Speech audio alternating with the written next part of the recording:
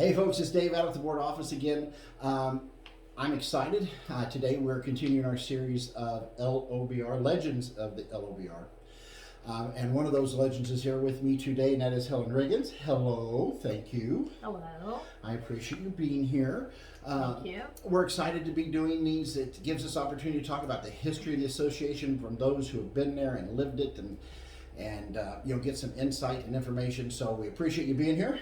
I'm going to jump right into it. Okay. Just got some questions. I know that you joined the association in '76. Correct. And what year did you get your broker's license? I got my broker's license in '76. My agent, I got my real estate license in '75, the broker's license in '76. And as a broker, you were one of the first, I think the second, female broker in the association, as far as we are understand. Is that correct? As far as I remember, yes. Yeah. So you and Cricket Wolf would have been the two women. We had a chance to speak with her a couple of weeks ago, and she was saying it was very much dominated by men at the time. Did you? Well, it was. I don't think that ever entered my mind, though, that men dominated it. I really don't. And you obviously didn't experience any issues, None. As a woman in the industry or from other men in, the industry. Well, if there was an issue, I ignored it. I didn't pay any attention to it. So, no, it had no impact on me at all. That is excellent advice on many issues. Yes. in the world. So, so you got your broker's license in '76. Yes. And then you started an office. No, I worked for Z Real Estate for about a year. Okay. And then I bought Z out. Okay. And then it became Lake Plaza Real Estate Company. Lake Plaza Real Estate. And at that time, was it just you?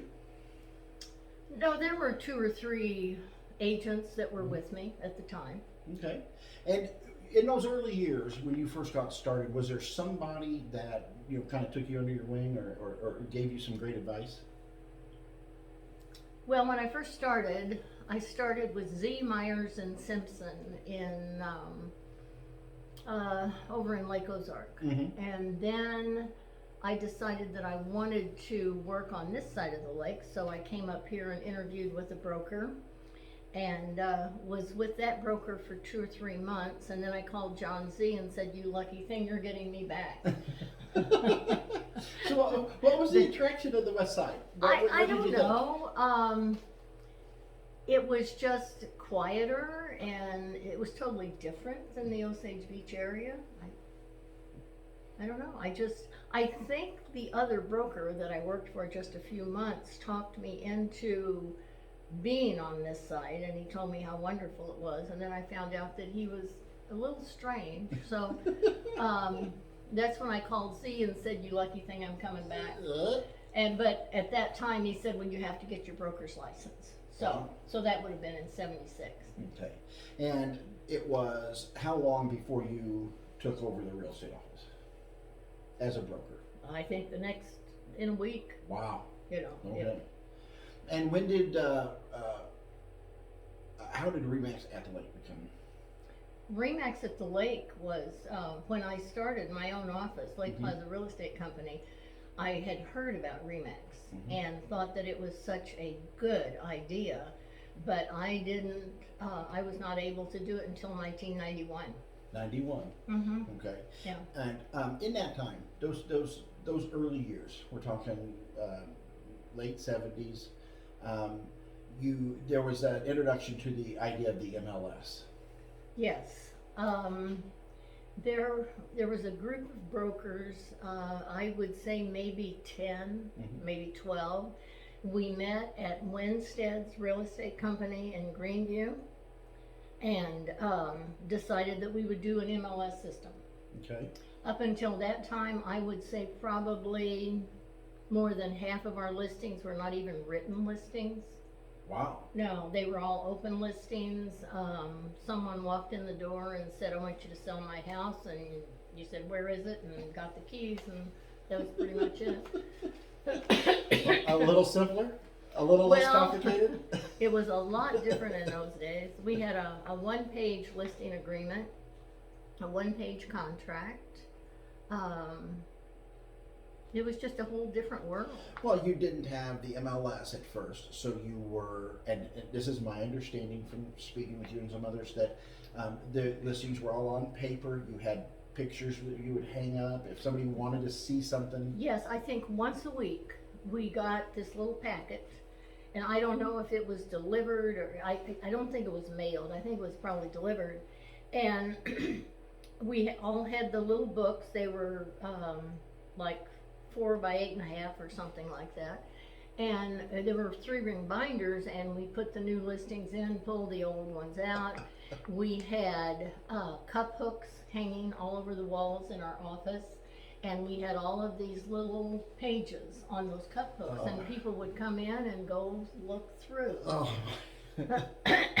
Yeah, that was, and you know, we spent a lot of time back in those days because we had no cell phones, we had no fax machines, we had no computers. Yeah, all labor intensive. Everything you did. It seems like I spent half my life looking for a payphone so I could call the office. And we don't have those anymore. You don't have that issue anymore, do you? Nope. And Superman doesn't have a place to change. I guess. You know, it's sad. So what was the best advice you got early on? Oh, Was there somebody that gave you some good advice, or somebody that took you under the wing? Or I would think John Z probably as my first broker. He so thoroughly enjoyed the business. I think that he helped me with that because I've always thoroughly enjoyed the business. It never ever seemed like a job. It was just, this is fun. And they say that if you can find something that you love doing, do it the rest of your life. Right. You know, you'll never work a day. That's right. You know, although you have worked a few days, put in a couple of weekends. You know, yes. That Cricket said that was the thing that she was most excited about getting back, was her weekends. So, at the time that you were in the association and they were talking about the MLS and these guys were getting together, was there a driving factor, one thing that everybody was just, you know, that we've got to have it because? I guess it was probably because it's possible that Bagnall was maybe doing it at the same time. I don't know. Yeah. I really don't know. The MLS changed the way you did business. Yes, absolutely. And Because then we shared all of our listings, where previously to that, the listings weren't shared at all. so the only listings you would have would be the listings in your office. Well, you had the list, yes. Or if Or you friends. saw someone sign, you could call that office and say, you know, will you co-broker with me? And they might, and they might not. So at the time that the MLS was coming in, and this was before computers, so how would the MLS work for you then? Well, like without I the said, we computers, had you all just of had the the books. We just had the little books, and we So had they the had papers. everybody's and listings in it. everyone that belonged to MLS. All right. So that's how you knew what everybody else's listings were. So those were Right. delivered to you, and you got to look through those, and everybody had the same one. Yes.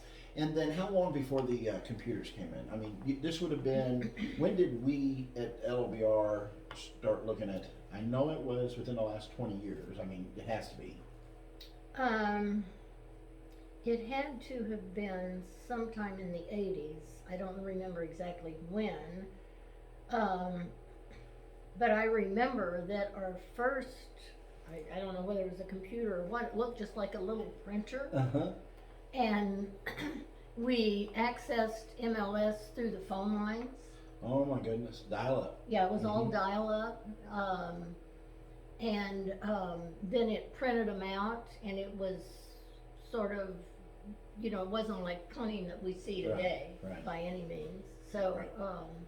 And how about pictures? Did you, were pictures as important at the time? No, not really. I mean, we had black and white pictures, but we didn't have any colored pictures, I don't think, or at least I don't remember them. Things have changed. Yes, they have. You know, I can only imagine if your 76 self could have seen what was coming you know, in 2021. I don't know that I would have believed it. What's the best advice that you can give somebody in this industry? Probably to continue to be educated about the real estate business, to participate in the board.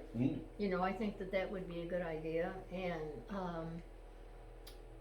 probably, of course, knowledge is a lot of it, but I would think persistence.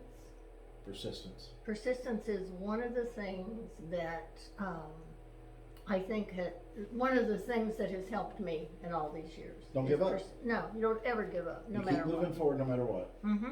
You know, and that's incredible advice for absolutely everything we do in life. Well, that's true. And everyone.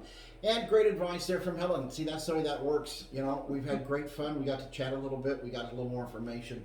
And the important thing is that we got to spend a little time with her on a special day where we get to record some of this information and keep it.